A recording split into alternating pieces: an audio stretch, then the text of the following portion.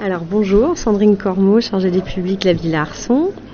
J'ai choisi comme œuvre donc le tableau de Jacques Monory 1934, opéra intime numéro 12 de la série Opéra glacé, qui est une huile sur toile, incluant également de la photographie, du plexiglas et des impacts de balles.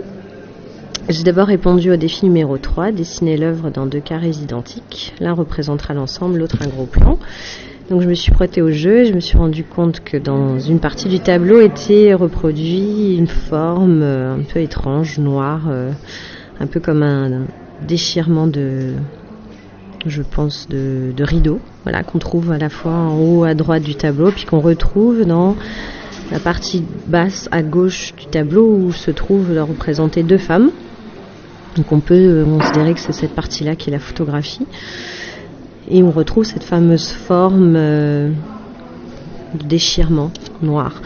Donc la question à laquelle je vais essayer de répondre, c'est, à votre avis, quelles interactions Jacques Monory souhaite-t-il créer en assemblant ces différentes images? Alors avant de parler d'assemblage d'images, je voudrais déjà parler d'assemblage de matériaux, puisqu'en fait dans l'œuvre se trouve à la fois rassemblées plusieurs techniques. La peinture, la photographie, matériaux comme le plexiglas, et puis un élément un peu plus inattendu que sont ces impacts de balles, c'est-à-dire des trous dus à des shots tirés dans la toile. Et donc en assemblant déjà ces différents matériaux, il crée une œuvre étonnante, avec des reliefs différents, des effets différents de matière. Ensuite, pour ce qui est des images elles-mêmes, on est comme dans une forme de narration à multiples entrées, puisqu'on a à la fois l'image même donc de l'opéra, qui est un petit peu le lieu principal qui représente dans son œuvre, un lieu vide.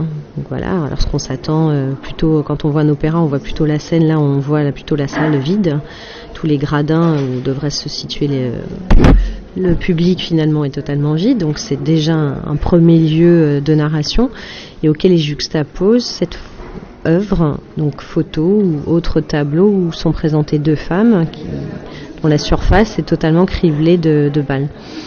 Donc on pourrait considérer que c'est un peu une juxtaposition de 2 narrations, de 2 histoires, de 2 événements dramatiques qui pourrait être un petit peu comme l'envers du décor, c'est-à-dire qu'on nous montre que la scène et on nous montre pas exactement ce qui se passe sur la scène, on nous montre qu'à travers cette œuvre située en bas à gauche de l'œuvre générale de l'opéra.